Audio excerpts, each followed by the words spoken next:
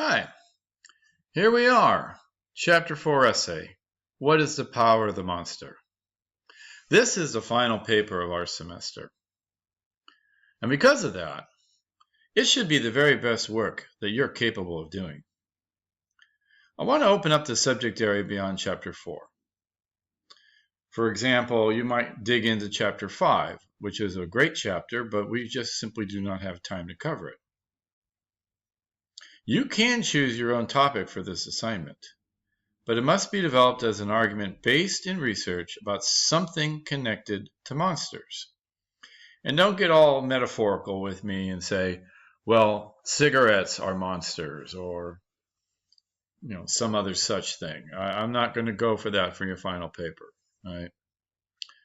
Now, first of all, you could choose to write on any of the making connection questions from Chapter 4. Okay, so if you're really not being very, interested in exploring new things, you just want to have something right in front of you, that's what you should do. Read the essays in Chapter 4, read all of them. Look at the making connection questions, find out which ones are most interesting to you, most exciting, the ones that inspire you, because that way you'll put more time, energy, and effort into your essay. So you can do any of those. You could, in fact, choose to research and investigate a monster that has not been talked about. What has been overlooked?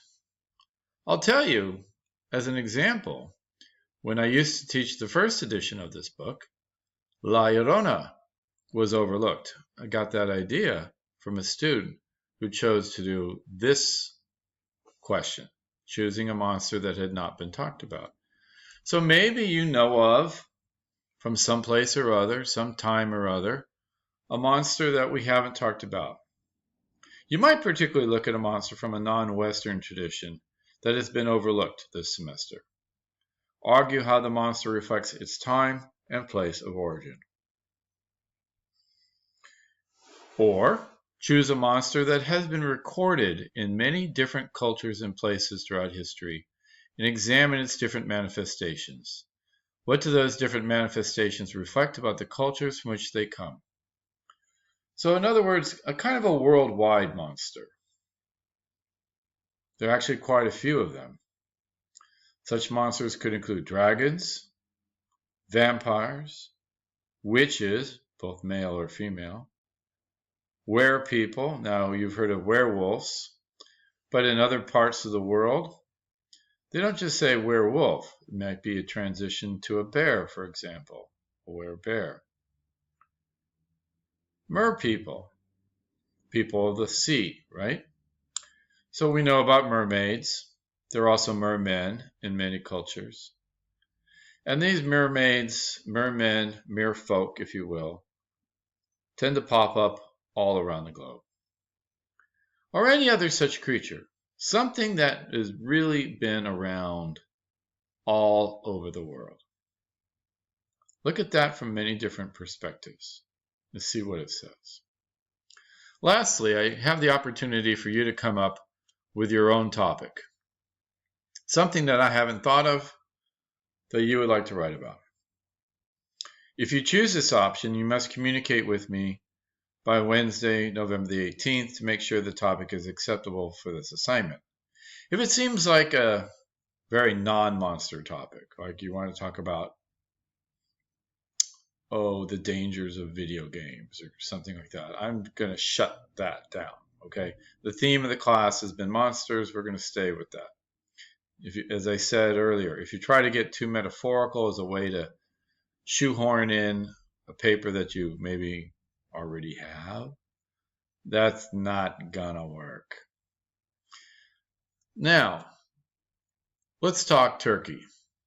Well, not turkey, because this is due way past Thanksgiving.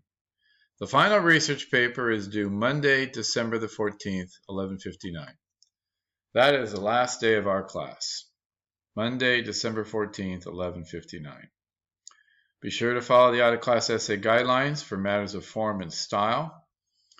I notice that some people try to ignore those guidelines. You do so at your peril. Be sure, of course, to include a word count at the end of your essay. Remember, you must meet minimum requirements, including word count, sources, and subject matter. No late essays will be accepted. In fact, Canvas will basically stop accepting work after 11:59 p.m. Okay? So if you're late, I'll never even see your paper. Don't be late. Now, as usual, first of all, we will begin by submitting a thesis outline. Friday, November the 20th. So if you're coming up with your own thought, right, you're only going to have 2 days turnaround here. If you wait till the 18th, you might want to get that in earlier to me. If you decide you want to do your own topic, okay? Because all the thesis outlines need to be turned in by November the 20th. Please have MLA citation entries for 4 of your sources, none of which are from the textbook. A participation grade will be assigned for this. Having a little trouble with people using the textbook for this assignment, I need you to show research that you have gone out beyond our textbook, okay? The class will be divided into peer editing groups. So the 20th is the last day before Thanksgiving break, and at Mesa College, and don't get me going about it, we get a whole week off. I think it's a little silly, but there we go. During that week, you can do whatever you wish. But when you get back, Wednesday, December the 9th, is when the rough draft is due. Okay, now to me, between November 20th and December 9th is a lot of days. In fact, it's 29 days. Is that right? No, 19 days. Good thing this is an English class and not a math class, right? But 19 days is a long time, right? And you should be able to put together a pretty substantial rough draft in 19 days. As we have done all semester, please make sure that you submit your rough draft to the work group, your peer group, and to me. And please make sure that your word processor is compatible. At this point in the semester, we shouldn't be having problems with that. You should know what you can do that will actually work and be submitted. So that's the Wednesday the 9th. Then, of course, the peer editing sheets for the group are due Friday, December 11th, 11:59. And then, of course, you have the weekend to absorb the advice that was given to you in the peer editing sheets and put together your final paper. Now, what are the minimum requirements? First of all, we're amping up the length, 2,000 to 2,500 words. If you go back to the syllabus, you'll note that the Chapter 4 essay is worth 20% of the total grade in this class because it's the most substantial work we're going to do. It is, of course, going to reflect that in the size of the essay. As usual, strong essay structure, including the introduction, concession, presence of rebuttal arguments, a coherent main body, and conclusion. In terms of research, I want to see at least 10 sources.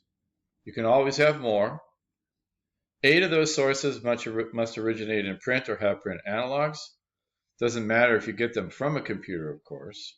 Remember that originate in print refers to things like books, which you could also include ebooks, magazines, scholarly journals, newspaper articles, government reports, anything that basically appears in print or has a print analog, okay? This is separate from websites that only exist as websites. And we want to see at least 5 sources that are from peer-reviewed journals, okay? Peer-reviewed journals or excerpts from university press books, all right? So again, these are best gathered from the Mesa College Library through our databases. JSTOR, EBSCOhost, some others, right? And as always, well, I shouldn't say always because Chapter 1 allowed it. Our textbook does not count towards the source count, okay? That's just also a given. MLA format for all documentation, including in-text citations and works cited. We don't use APA.